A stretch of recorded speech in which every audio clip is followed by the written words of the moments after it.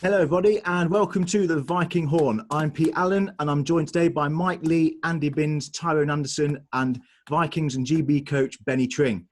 Coming up on today's show, we discuss what's been happening during lockdown, ice hockey news, and Benny Tring answers your questions in Coach's Corner. Right, let's get going. All aboard the longboat.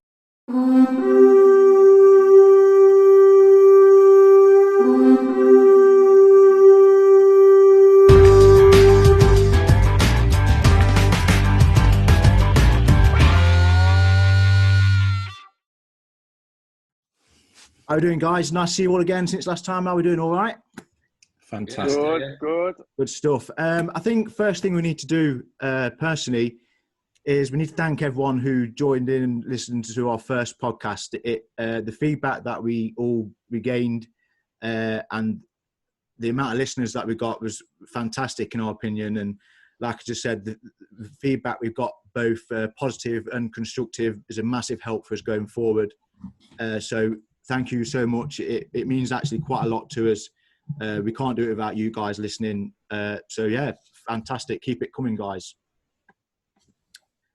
I was just going to say, Pete, I think we actually doubled the amount of listeners we were expecting, didn't we?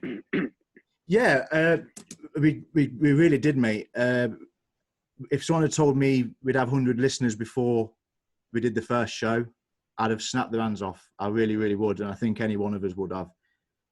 So once again, thanks everyone. And hopefully you listen to this one and keep going in the future. Subscribe and keep on listening. Well, speaking of doubling expectations, we want to give a big shout out to our friend Alex Knight. Alex recently lost his father, Melvyn. Obviously, our thoughts and our prayers and everything goes out to his family and friends. Whilst Melvyn was in hospital, Alex decided to do a 4-hour DJ set to raise money to provide the staff at the Papplewick ward at Nottingham City Hospital with some pizza and some drinks as a little thank you and a really good gesture for all their hard work. What Alex did was he set up a target of £300 by doing a 4-hour DJ set. The £300 target he hit easily, and in fact, he managed to raise a staggering £3,500. So I think that's absolutely incredible. Well done to Alex. I think we all need to give him a big round of applause. Alex, love goes out to you and your family. You're a top guy. Keep up the hard work. Keep up your good DJing. And we hope to see you very, very soon. So top man. Everything else that's happened with all the lockdown, some positivity. It's worth mentioning what's now Colonel Tom Moore, what he did, the 100 lengths of his garden, raising all that money, £30 million, I think it was in the end. It's all gone towards the NHS and the support staff. Absolutely incredible what people do. And I think one thing we've all learned here is something that it might put doubt in our minds every now and again, is how people can come together in times of need. And everyone came together for what Tom and Alex wanted to achieve to help just a little bit, and they end up helping a very large amount of people, no end. So 100 laps or lengths of his garden, fantastic. Probably means he could do the 4 walls drill quicker than Andy Binns could. So so yeah, top man. And again, really, really good. And everyone keep donating, keep helping the NHS staff because they're doing a fantastic job. Moving on. Yeah, we want to move on and wish a happy wedding anniversary for Friday, the 1st of May, to Vikings forward Kev Building and his wife Louise. I think me and him are well due another mountain climb at some point at the end of this. So we'll book that in, Kev. And happy 34th birthday to Vikings defenseman Martin Dawson. He celebrated his 34th birthday on the 2nd of May. Happy birthday to you, buddy. And a little bit earlier than that, on the 24th of April, Darryl Clark, also Vikings defenseman, celebrated his birthday. So big happy birthday to you guys. Hope you enjoyed your days in the circumstances. Right. And also Joel as well. Joel? Yeah. If you remember, I accidentally posted a Derby County badge on his birthday cake. Oh, we did. Yes. How could I forget that? Yeah. How did that come about? What's the Derby link with Joel? Right, what it is we've got another guy, Darryl Weston, who came along. He's a Sheffield Steeler, but he's also a Derby fan, and he did actually threaten to wear both T-shirts one night. But I unfortunately got two Steelers mixed up, and I thought Joel was also a Derby County fan. But Okay, the worst part of it is he asked me to take it off the cake, and I did, but I left it on for about 4 hours. I mean, it could have been worse for the lad. It could have been a Sheffield United badge. So maybe next year this is that true. one. This is true. So I apologise publicly for that oversight, but it was fun. Fantastic.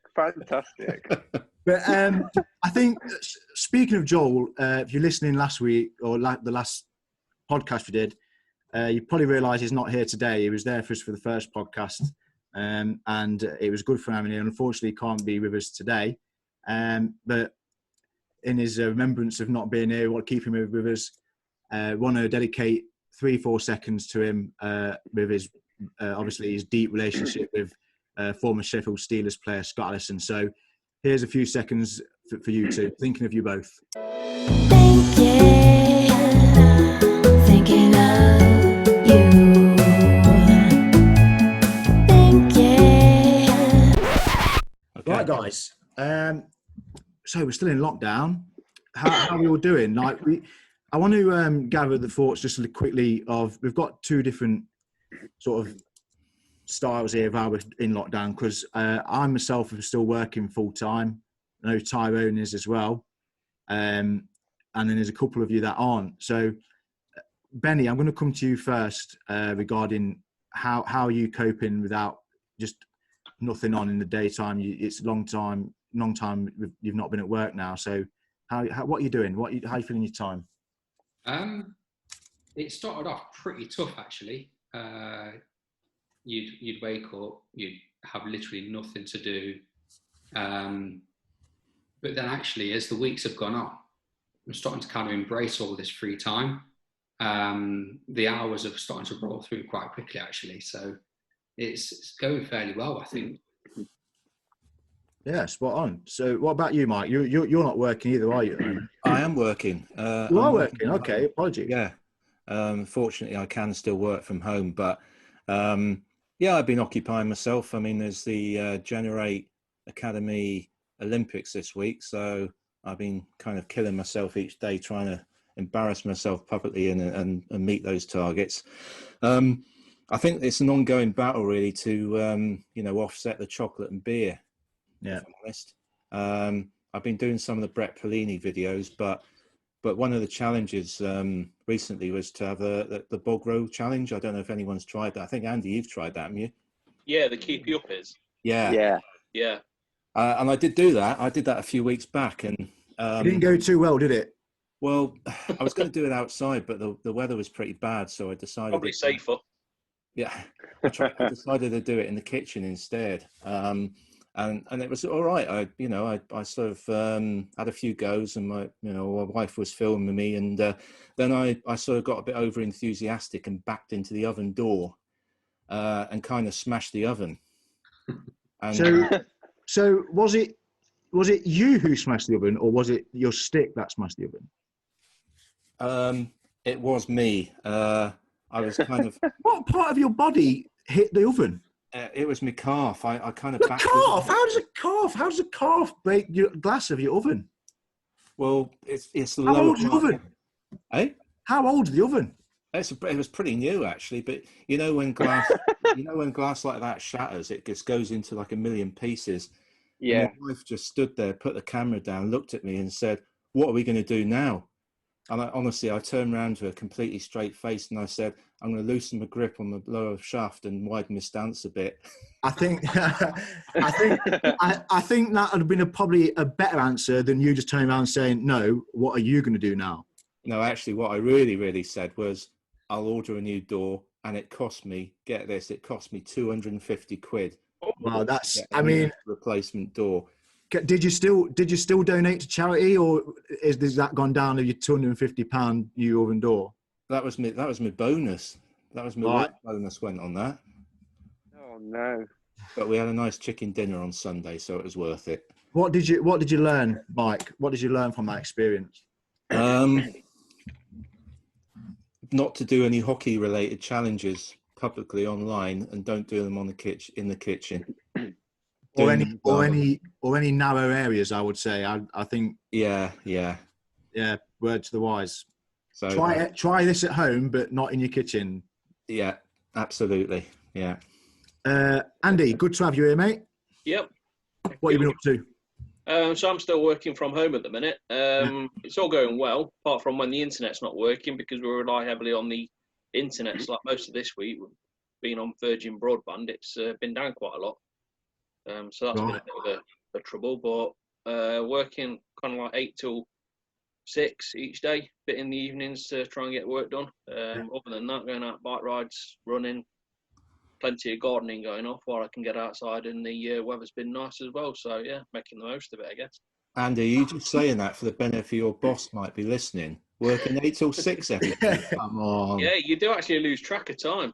And like if the internet goes down in the afternoon, you kind of do a few other things and then log back on later. Oh, fair enough. Keep up the hard work, Andy. I noticed you've got running in there as well. I'm not sure how far we're going to believe that, but yeah, running. It was a 22-mile bike ride, wasn't it, Andy? Yeah, 22 miles yesterday. I think I did 20 miles a week before. I'm doing 4 walls at the minute in the living room because that's a bit easier than the sports hall. So I can do about 10 of them before I get out of breath. Okay. Great work. Keep it up. I want to have 20 done by the time we go into training. Tyrone, good to have you back, mate. Good. Yeah, it's good to be here. How you doing? How you coping with lockdown and we're still here? Obviously, been here a while now. You're still working as well, obviously. So, but in your spare time, obviously weekends and what have you, it can be difficult for some and filling time. And I think me personally, the work has helped me, but obviously spare time, it can be difficult. I think it's during the spare time, it's finding stuff to do. I mean, I've grouted the bathroom floor, which is a new skill, which I'm really proud of. Needed doing, mate. Needed doing. It did. And you know what? After, it was a good sense of achievement as well. I did a good job, if I do say so myself. And just, it's just finding things to do really around the house. Done a bit of painting the other day. I didn't go out to get the paint. I had to paint the house, just to say. But yeah, just housework. But the thing is, living in a flat is difficult because you don't see much sunlight. So that has been the challenge of, of making sure that I do make sure I get my hours exercise outside and go out just to get a bit of sunlight. It feels a bit of a prison sometimes. That's the only thing I would say. I do miss not living in a house, having a garden, just the general things, which I think you normally take for granted. They're the things which I really do miss now. But yeah, hopefully I'm just wanting to get over this and past this so we can get back to normal. Yeah, we've come this far, eh? So why not a few more weeks, as long as everyone gets healthy. And I mean, me and my wife, as you probably know, keep quite busy, but we've allowed ourselves to do our own thing in our spare time. So at certain times of the weekend and what have you. So I've decided to get back into a bit of gaming. I've been doing some internet gaming. You all know I'm a massive big NASCAR fan, so I downloaded a new game on my PlayStation. I've been playing online with that for countless hours, to be honest with you. It just starts getting a little bit annoying when you play online against other people, and I start throwing my toys out the pan a bit, because you play online against other guys and girls and all over the place, and you try to overtake someone and then they just take you out, and it's just like, where's the fun in this? And then one of the biggest issue I had, like when I first started playing it, was Lizzie, my wife. She made the big mistake of I was in a good position in this race, and she decided to walk right in front of the TV, bend over, do whatever she was doing in front of me, and then I barricaded straight into the wall, and therefore lost my position in the race, and also. I managed to keep my composure just enough because what she was actually doing, and this is the saving grace, was she actually brought into me a chocolate brownie and a cup of tea, and I was like, this is brilliant. It's great. Thank you very much. But you just actually cocked up my race. But it was sort of like it was a leveler, put it that way. If the tea and cake weren't there, there'd have been problems, no doubt. But we got through it.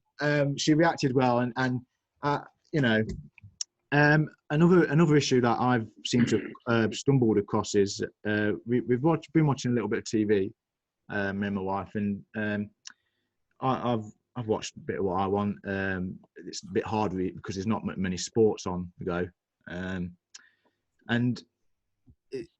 so what we decided to do is we watched something on Amazon, and all of a sudden Lizzie realises there's something you can add on, so you pay a little bit extra, and it's all these reality shows. So we said, oh, I'll download it for you, no problem, and we'll get that. We'll add it onto the package, and I've sort of found myself not quite engrossed, but I'm sitting there watching this program, and I'm perfectly all right with it. Have any of you ever watched Keeping Up with the Kardashians? No. Try to stay away from that as much as possible. So here I am. You're admitting to this now, Pete. I am admitting to it. And it's we've started on series 1, and we've watched bits and bobs of it. I think we're up to about series 3 now. Geez. There's 18. There's 18 series so far. I think they've just recorded another one. Wow. And the one that keeps me going on it is Bruce Jenner. I mean, I'm looking forward to see what happens with him in the future. But he's the one that keeps me going with it. But my biggest worry is this now leading on to other things? Do I blame the whole lockdown situation? Is this going to lead on to a thing? Am I going to be subscribing to Gemma Collins, Real Housewives of Orange County or Cheshire, and you and Lizzie will be the next panelists for Gogglebox in a couple of weeks. This podcast may well get scrapped, and it might become a reality TV show. Yeah. So I can just see you and the wife on Gogglebox analysing what they're doing on TV programs. I mean, stuff going forward. To be honest, I'm still trying to figure out what the women on the show are really there for, what they're doing, and how they became so famous. But Bruce Jenner, he just tells them how it is straight up. He'll tell them off and tell them how it is. So, like I say, I'm intrigued to see what happens with him going forward. Pete, I think you could make your own reality show, because judging by Lizzie bending over in front of the TV holding the chocolate eclair, I was getting a bit worried. Yeah, I had to be careful which way that was going, to be honest. But yeah, so to speak, yeah. So yeah, I'm just a bit worried that it's going to lead on to other things. But I sort of got my revenge a little bit, and something that happened on Lizzie's account that I'd never thought I'd see was I went and bought a baseball glove and ball, and we found ourselves playing catch in the back garden. So maybe it's a direct swap. I'll watch a few of these shows of her. She'll play a bit of baseball in the garden with me. Was that like a moment on The Simpsons when Homer bought Marge a bowling ball, or did she react quite well to it? She reacted unbelievably well to it. Okay. The problem was we had one glove. I mean, as you can imagine, I already had a baseball glove. So it was, and then we had to take turns of who had the glove. So what we did was I just used my initiative and thought, well, I'll get her a glove, and we can play. We don't have to swap gloves. We can just have fun in the garden with our own glove, and we're loving it. It's great.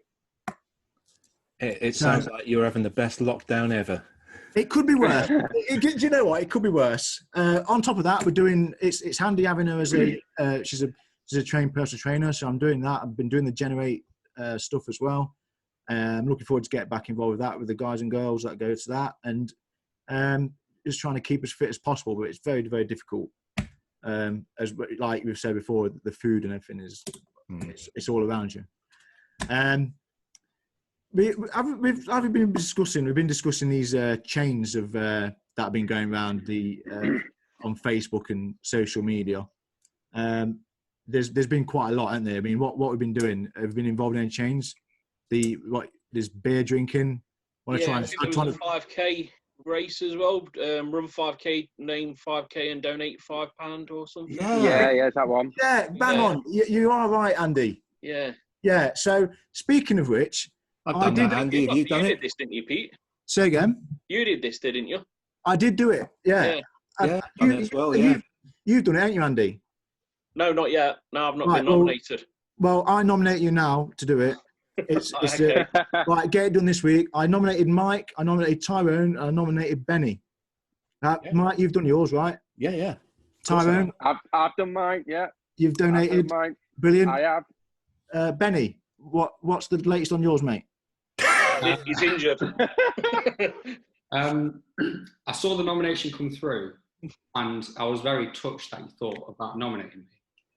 But I can't run at the minute, mate. You can't walk. Can you walk? Well, I beg to differ because I've seen you walk.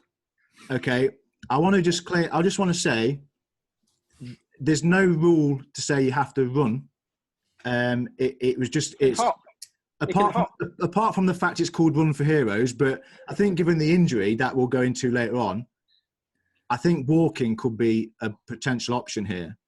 And I think, to be honest with you, you've been nominated.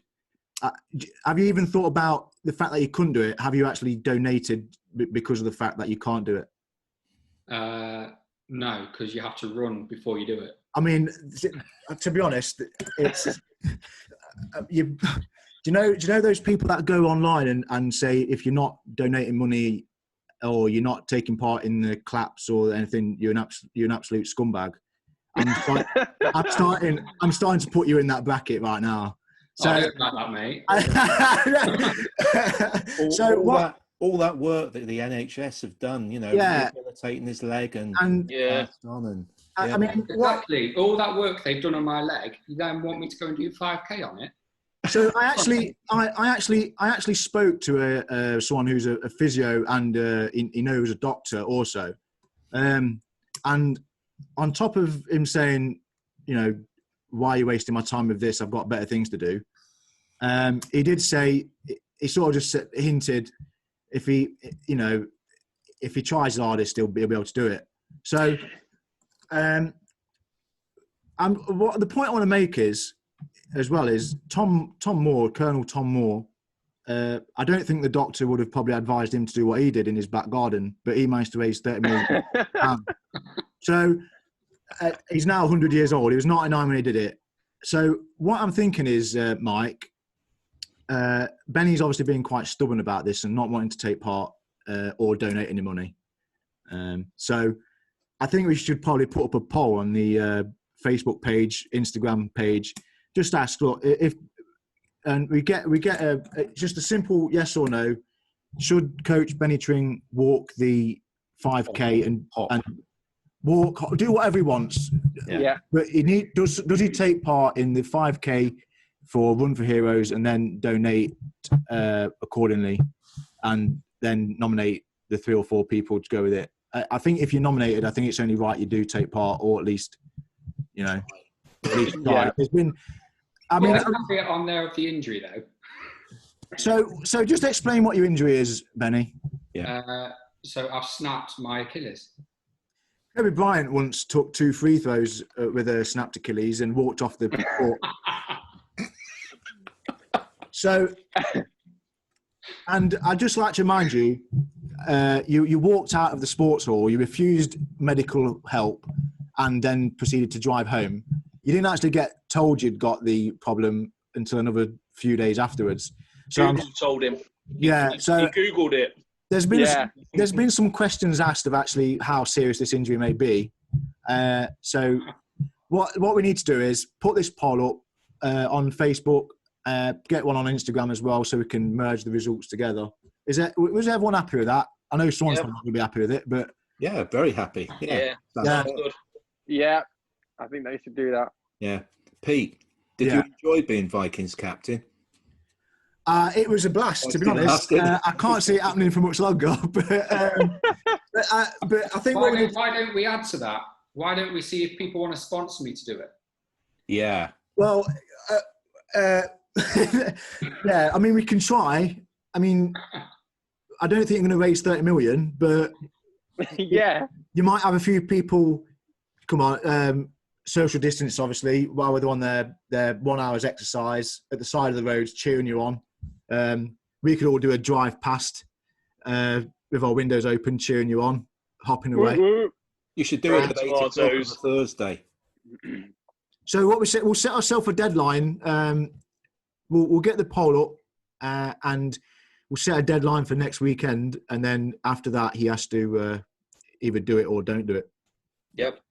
Perfect. Happy with that? Okay, Yeah. sounds fair. Well done, Benny. Good sport. Okay. Well, going back onto the NHS and everything, I think we can all agree that, you know, the whole clapping for the NHS and the way that's took off in the whole country, and I know other countries have been doing similar sort of things with their services. I don't know if I myself, or I think anyone, really thought it would take off as much as it had. It obviously did the first thing on the Thursday, but then it just carried on.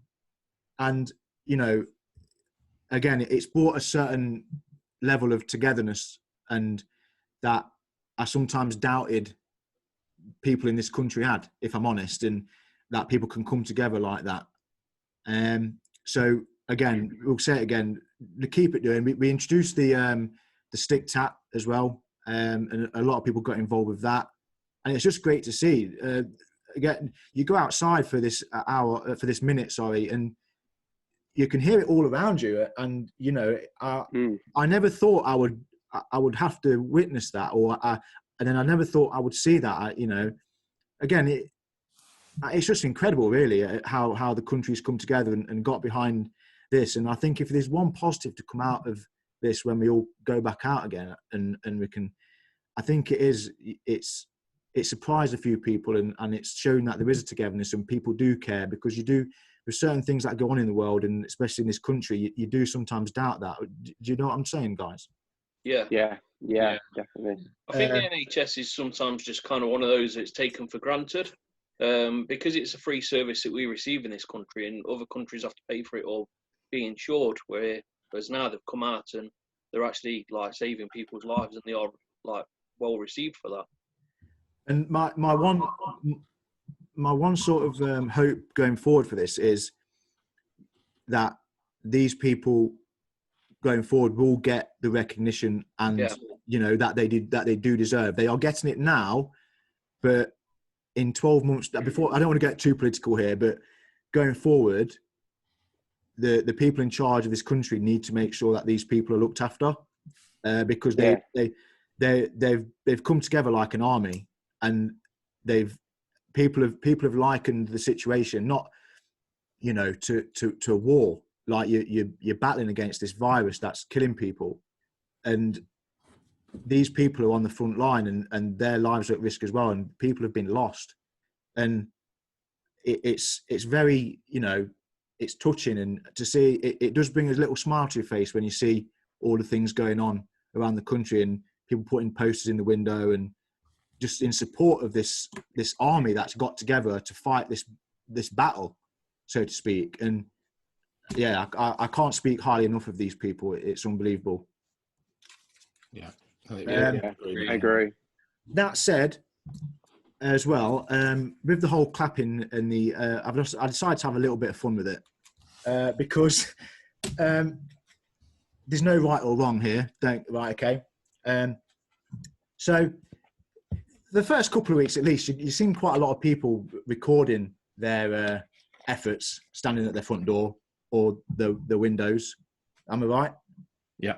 Yeah. So I've noticed there's different sort of styles in the way that they clap and the way that they approach the camera work that's facing them. So I've sort of written a few down and see if you can relate, or one of these might relate to you. Who knows? So I mentioned before, the only one that I do disagree with is the one where there's someone clapping and they've got that look on their face, looking round, and they're like, right, I'm clapping. There's not many other people clapping on my street. I cannot wait to get on social media and just call them out. Like, for example, everyone on my street who didn't come out and clap, you're an absolute scumbag. So just for the record, if you didn't go out and clap, you're not a scumbag.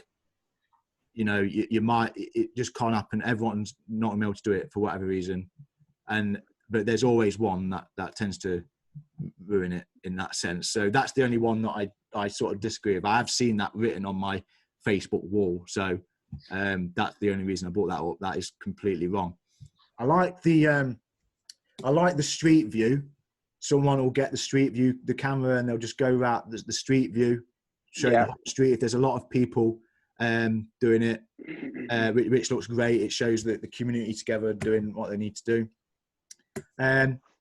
There's also, I noticed that 2 or 3, maybe more, it's like a serious face, just dead on serious, clapping at the door, serious. Yeah, and it's just like, it's sort of like a serious face, but it's also, you know, I don't quite know what to do here, so I'm just going to be straight up clapping. And I just find it quite funny. And it's just going on for a whole minute, okay? There's also, I've gone one way with the whole the social media thing, but then there's like the whole clapping. I'm clapping, and I cannot wait to post this on social media. Look at me, everyone! Like it's almost it's like inadvertently, like, you know, you might be the hero, but you're actually clapping for the heroes, sort of thing. Yeah. I think we've all been. I think like everyone could be a little guilty of doing that sort of thing. But it's inadvertent. You don't mean to do it, but it's just that look I see on people's faces sometimes. It's harmless, but it's also quite funny to watch. There's also the when you've got the camera coming round and you've got someone's not looking at the camera, right, and they're clapping at the front of the camera, and then the camera just comes around the front of them, and then they're trying not to look at the camera, so they're like clapping, and then it's like looking one side in the corner of their eye, sort of thing. And this is more for the benefit of the YouTube viewers, I've got to say.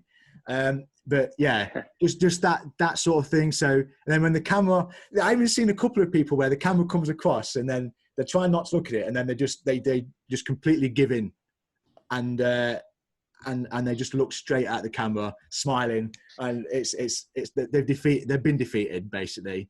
So better look next time on that one. The last one, and it's got to be my personal favourite, okay, is the clap and the nod.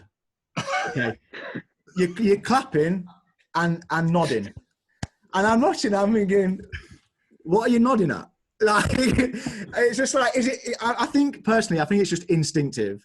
Okay, but but it is my favourite. It's just like a smile and a nod, and I'm just wondering, like, what are you nodding about? Like you're nodding to say, yes, I'm clapping and I'm doing my bit. And there isn't, look, and again, I've got to reiterate, there isn't a problem with any of these except for the one where you go online and call people a scumbag. But I just find it quite funny, like just picking out different videos, and as they're seeing on I got one video the other week, and I was trying my best not to do any of them. And I probably end up doing all of them all in once.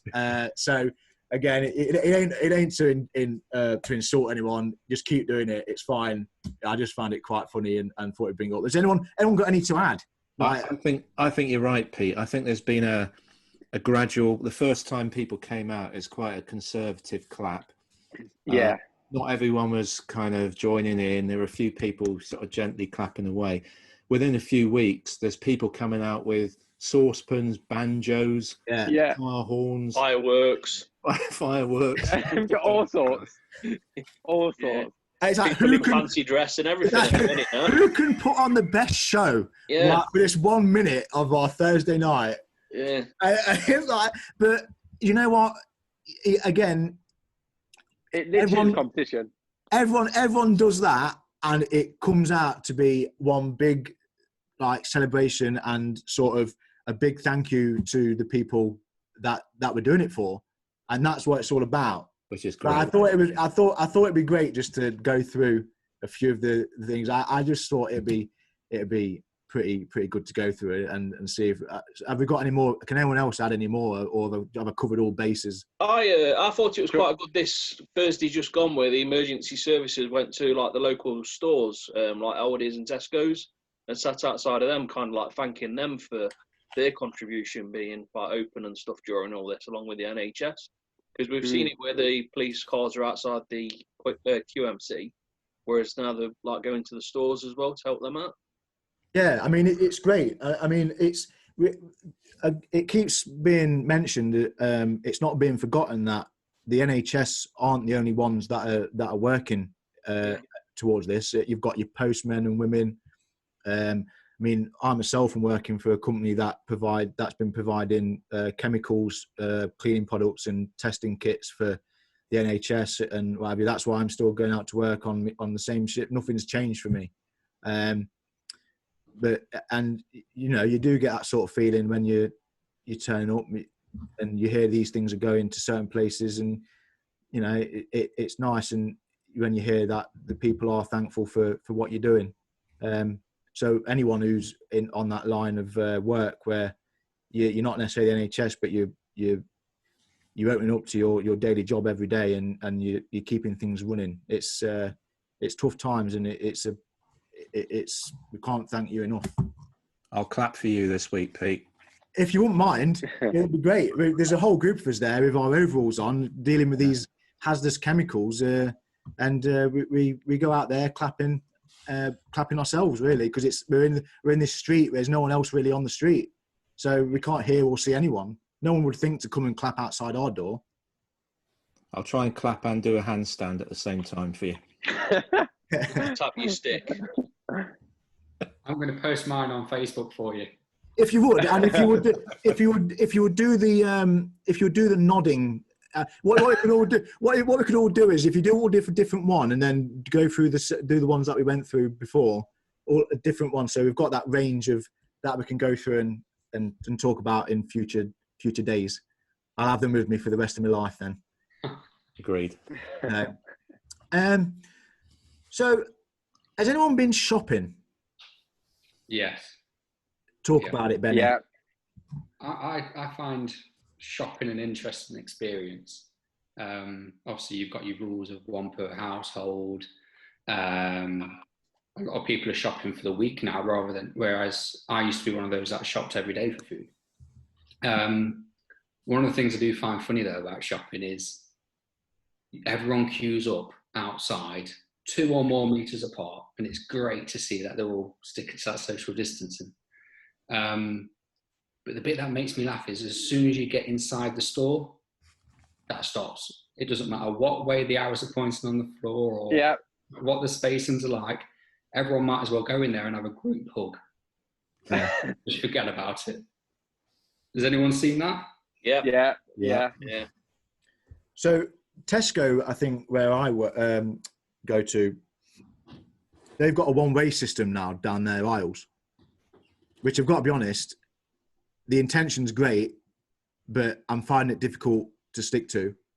So, and that's just by accident. So I felt I went down the wrong lane, so to speak, and you've just got someone working there, like looking at you, giving you the death stare. So I could really turn around, and it's like, I felt like a horn was going to go off if I stepped and he took any more steps.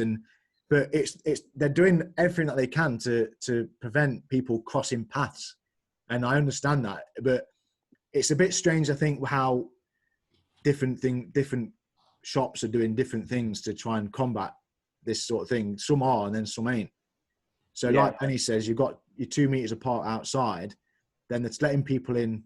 So, but then when I then pop to Aldi, you let in every so many at a time, but then you get in there and people are climbing over you to get a packet of strawberries, and that's what I was going to say. They climb over you. They climb over you, and it's sort of like. And I'll be honest, this guy, I was down an aisle the other day, and this guy was looking for something down the baking aisle. And I was there right next to it, and I just picked it up and passed it to him. I didn't think anything else. He was all right. He just said, "Cheers, mate," and carried on. But technically that was breaking a rule of probably shouldn't have done that. But I didn't think anything of it at the time.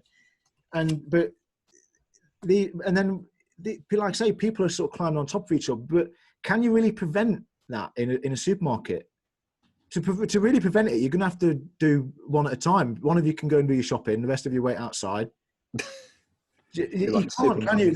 So all they can do is do their very best to manage it. And unfortunately, you ain't going to get it perfect because you can't control hundreds of people in a shopping in Tesco or wherever you shop. But those people, these people are, again, we keep going over it. They're doing something they've never had to do before, and they're doing their very, very best to get it working right. And again, I think they're doing a great job, really. They're doing such a good job. We ain't here criticising. We're just here. We can laugh about it, and we're witnessing what's happening. But we all know that how good a job they're doing. But it's just things you notice because the general public will just sort of, they go to a certain level and they'll do what they want. And there's no getting away from that, unfortunately.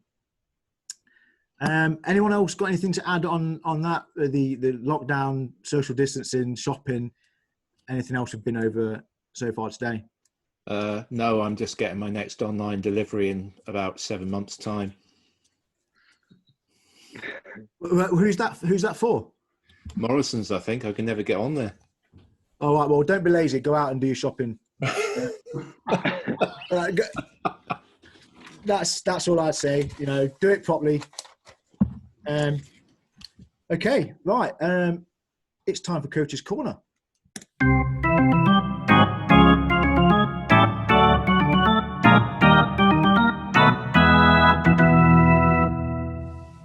Benny Tring. Hello. Are you ready to answer some very serious and not so serious questions? I'm looking forward to hearing what's come in.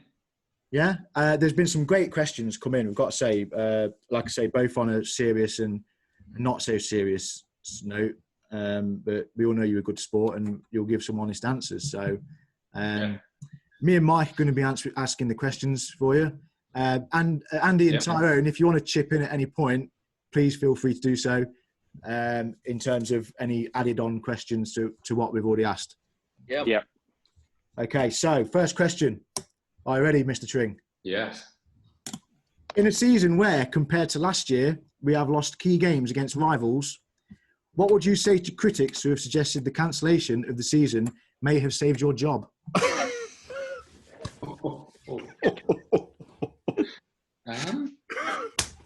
Love it. That's a good one. I think the first thing to say is the season is not officially over. So if that's what critics are believing is in store for me, that could happen at any point. But I just say, look at what we've achieved in the past. We've come up. You've got to give this team time to come into a new conference, a new division, and compete at this level. We don't know where we're going to finish yet. There could be that actually, if we play the remaining games, we finish top, and then those critics will be eating humble pie, I think, on that one. Okay, I mean, sorry, Tyrone, go for it. I was going to say as well, Ben, I don't think you've got to worry because you've got the team's confidence as well. So, you're okay for now. Thank you. Ty's creeping a bit there for that captain's job that's coming up.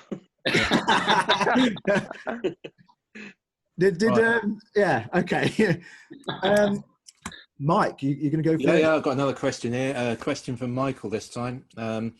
How important is it to keep your eye on the ball at all times? I always thought that was one of those joke things you'd hear at hockey games, but actually it is really important because if you take your eye off the ball at any point, the ball's going to remind you and it's going to hit you square on in the eye at any point.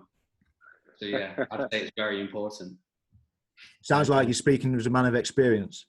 I might be. I can imagine it's the sort of injury that would cause an operation as well. Yeah. Cool. Luckily, I have had that happen to me as well, and luckily mine wasn't as bad as Benny's, but it is a very, it is not a very nice feeling. Tyrone, you was there when I did it. Didn't you? Yeah, I was going to say I remember that. And I thought I was blind. It came out. Yeah. The worst part when you did it is it didn't even hit you as hard the ball as well. It just literally shot off your foot and just like kind of just, I don't know. It was really weird. It didn't look like it hit you hard, but once then I saw your eyes, like, wow, that is not good. My eye almost looked as bad as the time you burnt my lips off with a with a flaming sambuca. But that's a story. That's a story for another time. Both times end up in hospital, but luckily no lasting damage. Mike, you up again? Well, actually, it was a follow-on question. Joel was asking, what is up with your eye? And I don't suppose he had the benefit of being there last season to see, but I guess you might want to explain to some viewers and listeners what actually happened. Yeah, so we was at a pre-playoff game. So our season had ended fairly early. Playoffs was a lot later into the year. So to kind of keep everyone game fit, shall we say, we went and had a game over at Nottingham Hawks. I believe it was in the first period. The lads were battling in the boards, the corner down where I stood. And then the ball left play and literally just hit me square in the eye. Got a black eye, fractured my orbital floor and had to have reconstructive surgery.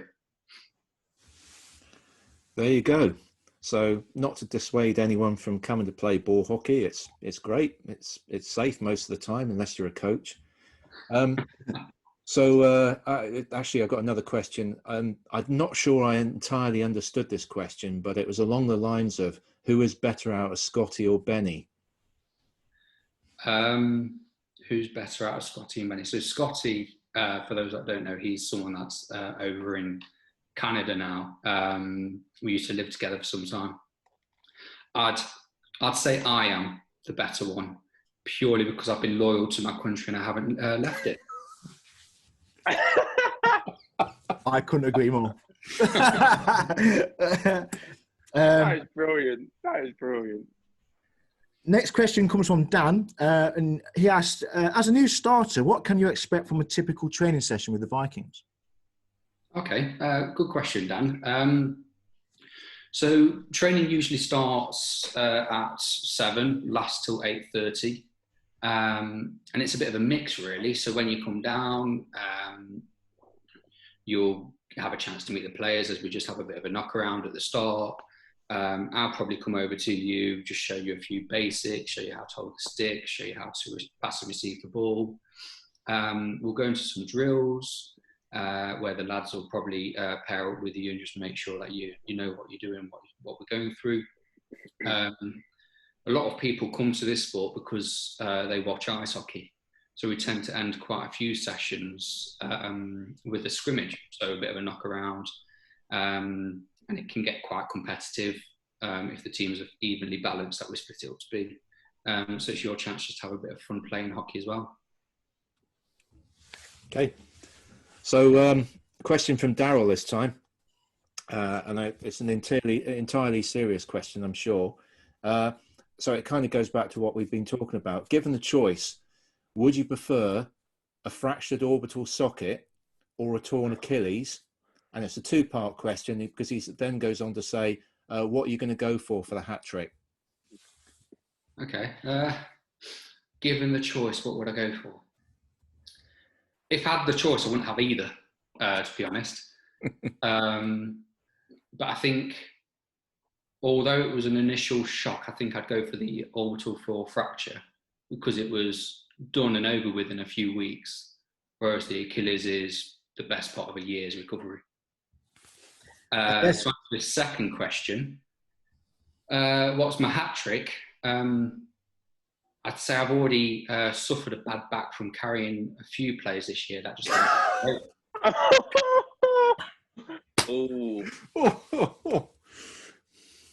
I guess the answer regarding the eye choice, the orbital that would still mean you'd be able to do a 5K run instead of a 5K. I think that could be the case, yeah. But we'll see how that goes.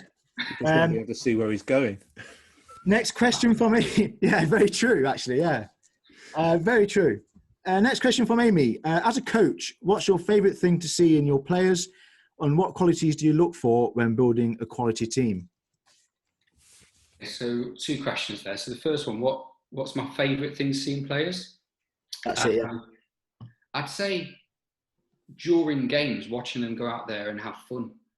Come back to the bench, have a bit of a laugh with what they've just done.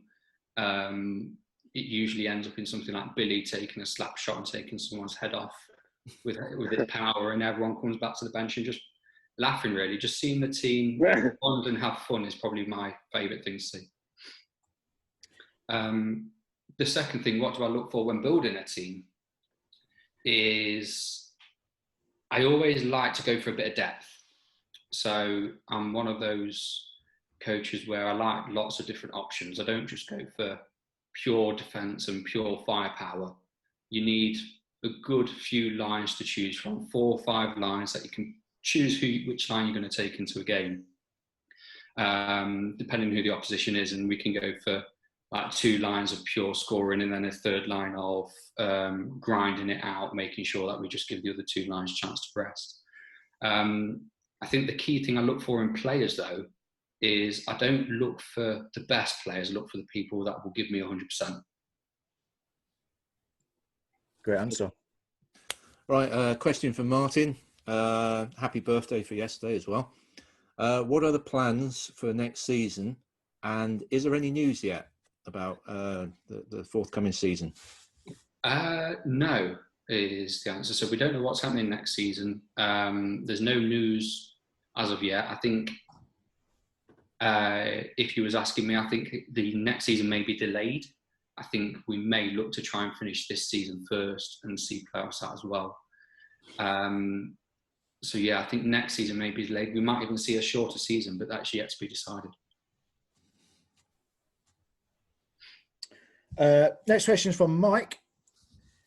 Assuming social distancing measures are relaxed by then, what are your aspirations for our club next season? I'd say this season was a bit of an introduction to Division 2. As you know, we went unbeaten last year, and we got promoted straight away. So I think this season's a bit of a welcome to the Division 2, find our feet, expose our weaknesses so we can build on that. Now we know what those are, I think next season we should really be looking for promotion into Division 1. Okay. Hope so. Another question for me. Would you consider coming back as a player coach? Absolutely not. No. I don't think playing is for me anymore. I've had my time playing. I thoroughly enjoyed it. When I transitioned over to player coach, I struggled. I felt as though I couldn't give my everything to playing and my everything into coaching. It was either one or the other. And I felt me being out there hindered the team a little bit when I was being a player coach before. So I took the role to transition over to a full-time coach role and let everyone else go out there and have the fun instead. Well done. Next question from Martin. Why is it every time you try and join in, you get seriously hurt? Well, the eye, I wasn't even joining in. That was me trying to coach, and I think the legs just very unfortunate. I think my question back to Martin is, you were there for me when I injured my eye, but I haven't seen you once for my fractured Achilles. So I'd like you to come and look after me, please. Right, a couple of questions, and then I'll leave the last one to Pete. So the first one's from Lizzie. Has your role within the GB setup been a distraction to your work at Vikings? Ooh,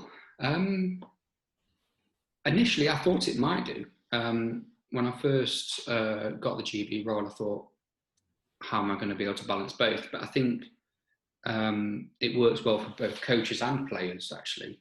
because obviously there are a lot of players that go to GB, and GB tends to be just one weekend a year, and the league is centred around when those dates are in. The league games don't tend to happen, so you can really focus on one and the other. I think being with GB, I've learned quite a lot from other coaches, more experienced coaches within board hockey. And I think that's done nothing but help Vikings. So I think in a whole, it hasn't got in the way. It's probably strengthened the Vikings team. Okay, and the next question was from Alex, and he's asked why Pete can't get a regular line mate.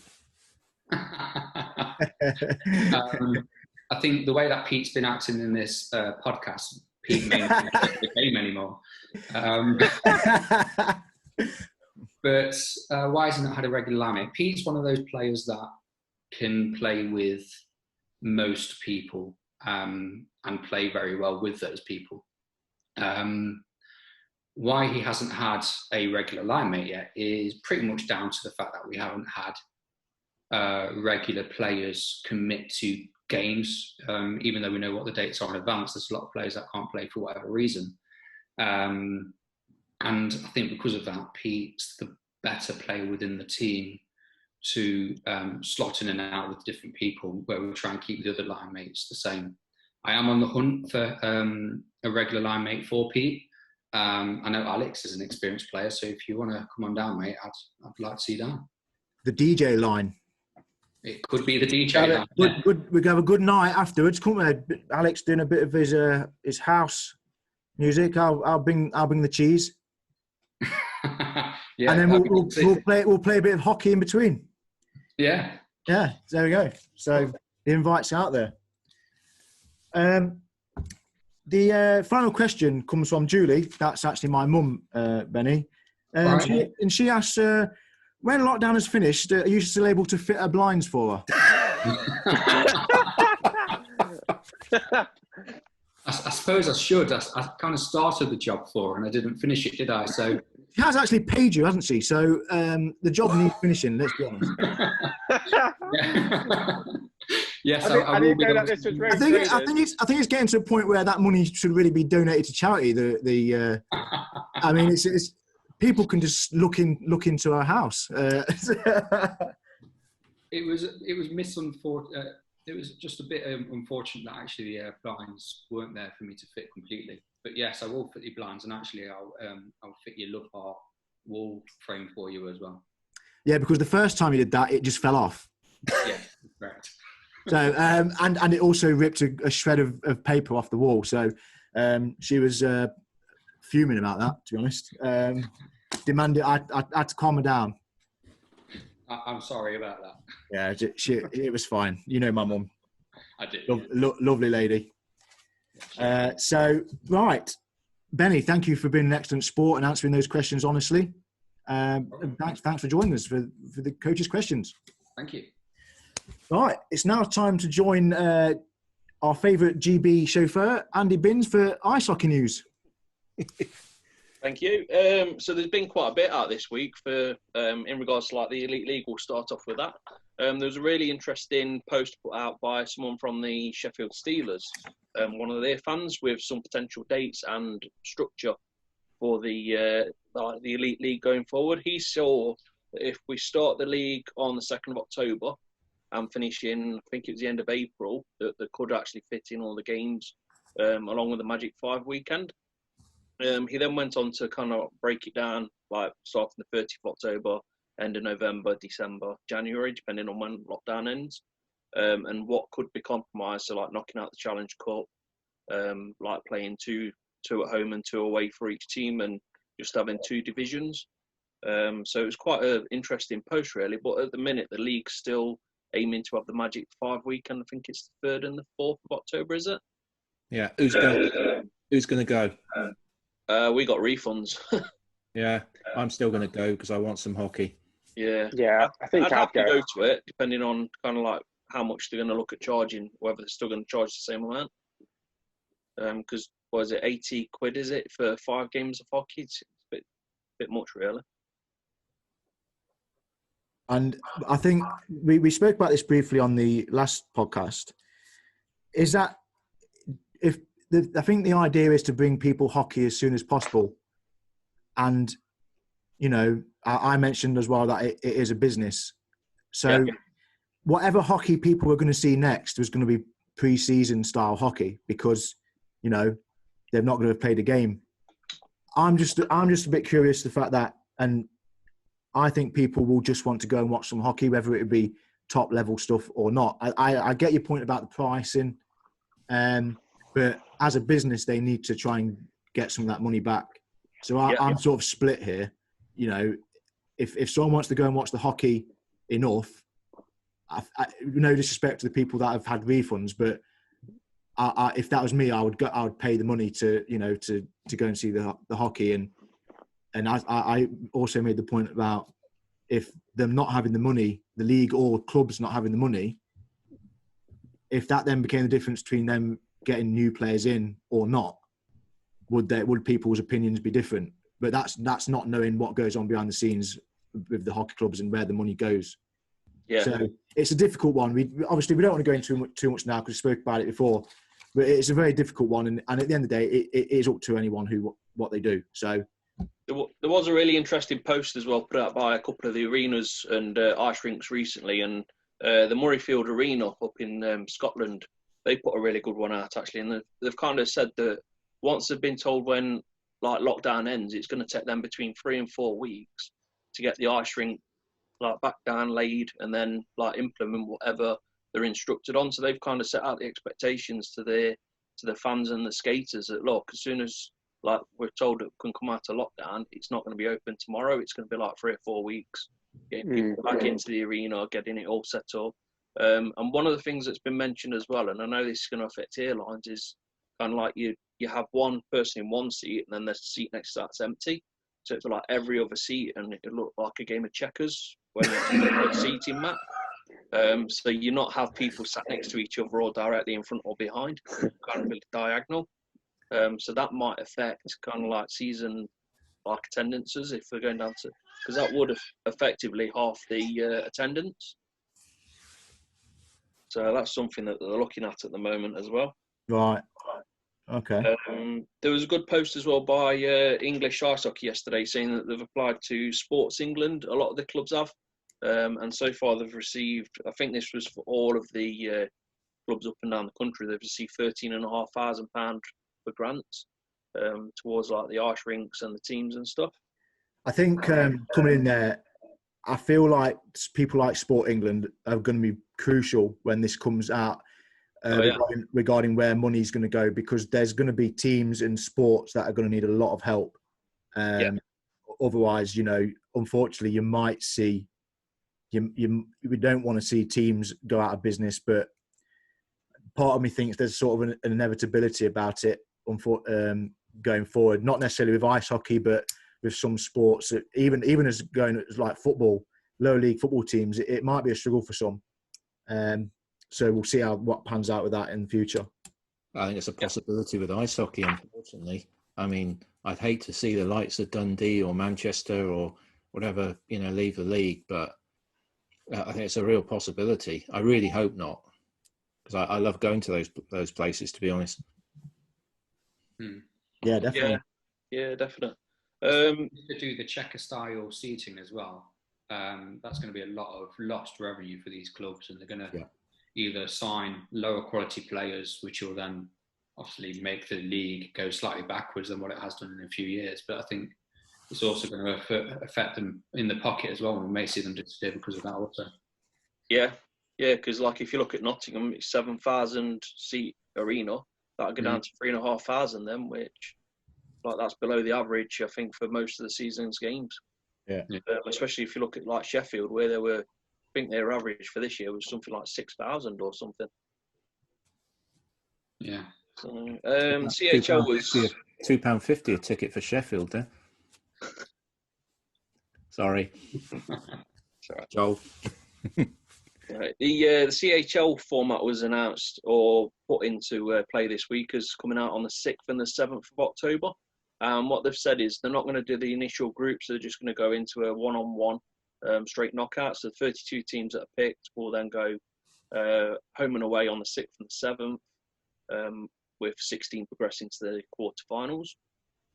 That could actually impact, if you think about it, with Cardiff in the Magic 5 weekend, depending on where they're going to be playing for like travel to the venue, etc. Depending on like who they get picked against, because that's on 3rd and the 4th, the 6th and the 7th. They're potentially playing then in the CHL. So, which one would they want to go for? Andy, big question about Cardiff at the moment. It's got to be Ben Bounds, isn't it? Yes, with the rumour of him going to Austria. Yeah. Gerns, was it? Or Gesk? I can't remember the name of the club. There's a lot of rumours at the moment coming out about who's going to what clubs, but nothing's kind of been formalised. I'm not a big fan of speculation, but that's been definitely the one that's probably been one of the scenes that like there could be some truth in it. Yeah, I mean he's earned the right, hasn't he? Yeah, he was headhunted quite a lot. I think after he came back from the Worlds last year, probably got a few offers, and he just kind of turned around straight away and says Cardiff's the home, and we would like to see him stay there. Some GB talent still in the league. Yeah. Look to him. Talking of netminders, I suppose Whistle is the other one this week has cropped up a fair bit as well. Yes, yeah, with him potentially looking elsewhere or being scouted as well. He's too good to be a backup, isn't he? Yeah. Yeah, you're wasting an import slot having him as a backup. 100%. And I have a feeling like a backup netminder, you either want a young lad, so I would say straight away bring Gospel back in. Yeah. Or a guy who knows his role, he's got another role within the club, a bit like Dan Green did before he retired. You know, someone like Whistle, he's still got a career in front of him, and if he wants to progress, he can't be in the elite league as a backup. He wants to be playing regular games. So this will be no surprise for me, and fair play to him if he does decide to leave. Or to be honest, I've read this week that it might not have been voluntary. It might have been that Panthers have made the decision to release him. I mean, I hate to talk about this because it's kind of these guys' careers, and whatever happens, I hope he gets a good placement somewhere that really works for him. But there's been talk about him going to Belfast. I mean, if he can get in somewhere where he can be a starting netminder, then it's good for his career. Yeah. And for me, the option is easy for Panthers. You get an import starting netminder because I don't think you're going to get your top Brit netminders coming to Panthers now. They've like your Ben Bounds and people like that. So you get an import netminder in, and you have your young lad Sam Gospel there, ready to take a few minutes here and there and get some game experience, ready to make the big time in the future. Yeah, and he's really proved himself at Leeds, and 100%. I mean, that was he needed to, but he really has. That was a great move for him and the club, I feel. So if the club can bring him back in, and then see how it goes halfway through the season. If he's not getting many minutes, send him out on loan again. I know they've done this with a few players where they've gone and played a weekend for a team in the league below, just to get some ice time. So if we can arrange something like that, who knows? But you've got to, as we've spoken about, I've got to consider these guys' careers, and if they've got aspirations to play at the top level and a starting netminder in the elite league, being a backup in the elite league isn't going to get you there. Yeah, no, good luck to him. Yeah, definitely. Anything else, Andy? Continental Cup's come up a few times in conversation with different people as to who should progress for it. My money would be on the Sheffield Steelers for this season because they've won the Challenge Cup. Because it's normally the playoff winner goes into the Continental Cup. So I would actually like to see Sheffield progress through to the Continental Cup, because I think they played in it a few years ago where they went over to Denmark, and I think it was Rungstedt that played at. It was a year after we'd won the Continental Cup, I believe. So that'd be interesting to see. And to be fair as well, like Sheffield's potentially got the best capacity to host the Continental Cup at home as well. Belfast held the final when they were in it, and it went down really well. It would be good to go and see another team as well if they could host it at home. And of course, playing. We'd all support their European presence as well, wouldn't we? We'd get. Oh yeah. Yeah, but I think you've just got like they quite a did lot. us. Just like they did us. Yeah. You've got quite a lot of clubs though around the Sheffield area that would actually potentially go to the arena just to watch it. Manchester, Leeds, because like Leeds is quite a new club at the moment as well. The Leeds Chiefs, is it? So it's good for them to see some European hockey going on. Anyone been to one of their games yet?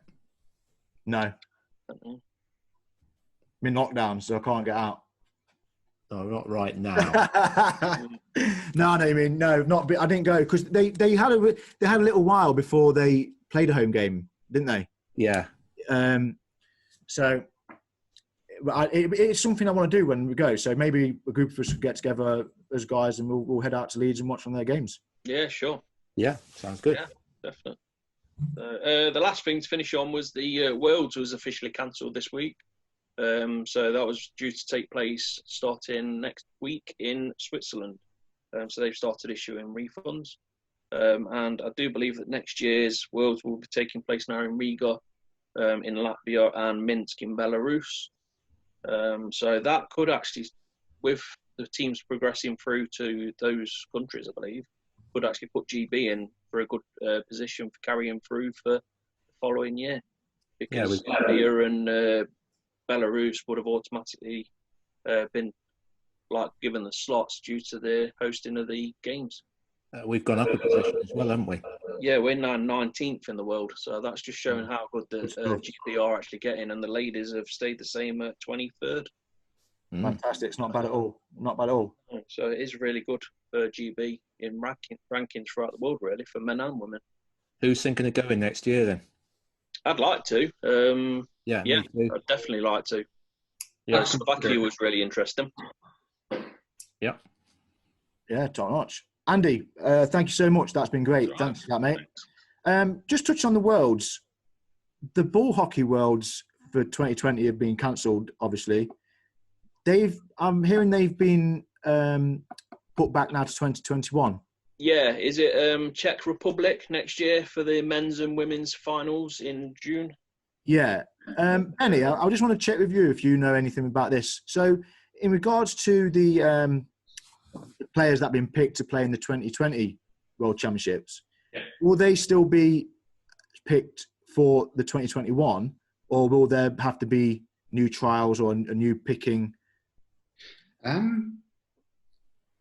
That's yet to be decided, I'd say. I'd say the players that have been picked this year stand a very good chance of being picked again for next year.